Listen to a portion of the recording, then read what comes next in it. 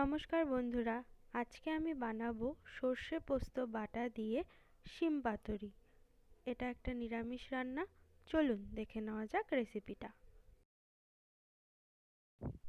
Of ক্যামেরায় আমি শিমগুলোকে এরকম টুকরো টুকরো করে কেটে নিয়েছি।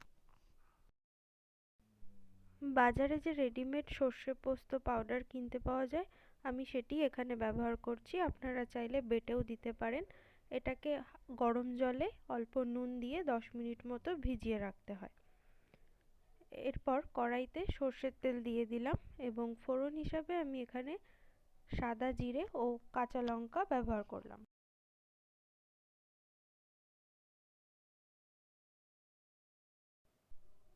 এরপর শিমগুলো দিয়ে হলুদ আর লবণ দিয়ে ভালোভাবে নাড়াচাড়া করে শিমগুলোকে ভেজে নেব।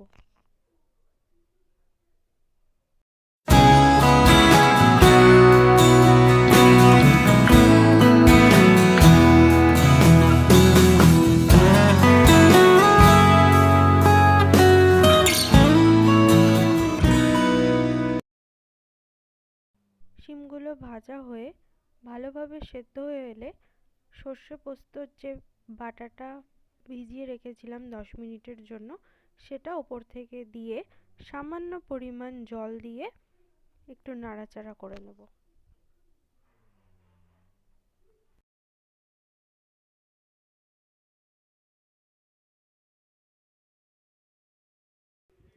এরপর 5-6 মিনিট মতো ফুটিয়ে নিলেই আমাদের শিম পাতুরি রেডি।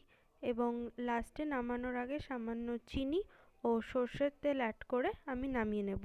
চিনিটা অপশনাল, আপনারা চাইলে নাও দিতে পারেন। তো খুব চটপট একটা নিরামিষ রেসিপি হলো এই শিম পাতুরি। গরম গরম ভাতের সাথে এটি খেতে দারুণ লাগে। আপনারা এটা বাড়িতে অবশ্যই ট্রাই করবেন এবং কমেন্ট বক্সে আমাকে জানাতে ভুলবেন না।